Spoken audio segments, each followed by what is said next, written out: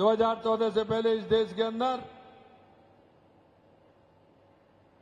आए दिन, जैसा आपने कहा, आए दिन धमाके होते थे। देश के अंदर आतंकवाद पनप रहा था, देश के अंदर नक्सलवाद पनप रहा था, आए दिन भ्रष्टाचार की कहानियां हो रही थी। और भ्रष्टाचारी भ्रष्टाचार नहीं, उस समय के प्रधानमंत्री जी कहते थे, ये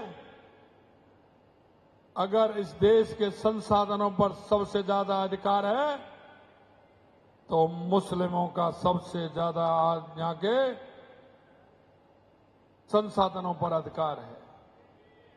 वो तुष्टीकरण के आधार पर चलने वाले लोग थे, आज भी वो तुष्टीकरण के आधार पर चल रहे हैं। मैं आपसे कहना चाहता हूं कि जब से 2014 से हमारे देश के यशस्वी प्रधानमंत्री नरेंद्र मोदी जी बने, क्या हमने किसी के साथ तुष्टीकरण या जातिवाद की राजनीति की है क्या? आप बताइए, सभी का समान रूप से इलाज हो रहा है या नहीं हो रहा है? मैं आपसे कहना चाहता हूं, सभी के पास किसान सम्मान निधि पहुंच रही है या नहीं पहुंच रही है? सभी के पास खाद्य सुरक्षा का लाभ सभी को मिल रहा है या नहीं मिल रहा है? कहीं हमने तो नहीं कहा कि इसको मिलना चाहिए, उसको नहीं मिलना चाहिए। ये बात मैं आपको इसलिए ध्यान दिलाना चाहता हूं मेरे भाई और बहनों, कि हमेशा इस कांग्रेस ने तुष्टीकरण के आधार पर राजनीति की। आप देख सकते हैं, हम जब हमारे सांस्कृतिक मूल्यों की बात करते हैं तो इनके नाराजगी होती है।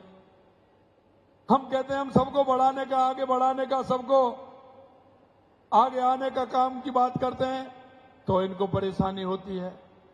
मैं आपको कहना चाहता हूं मेरे भाई और बहनों कि हमारे देश के यशस्वी प्रधानमंत्री नरेंद्र मोदी जी हमारे महात्मा गांधी जी के विचारों को लेकर के, सरदार वल्लभ भाई पटेल के विचारों को लेकर के, बाबा साहब भीमराव अंबेडकर जी के विचारों को लेकर के, स्वामी विवेकानंद जी के विचारों को लेकर के, डॉक्टर श्यामा प्रसाद मुखर्जी के विचारों को लेकर के, और हमारे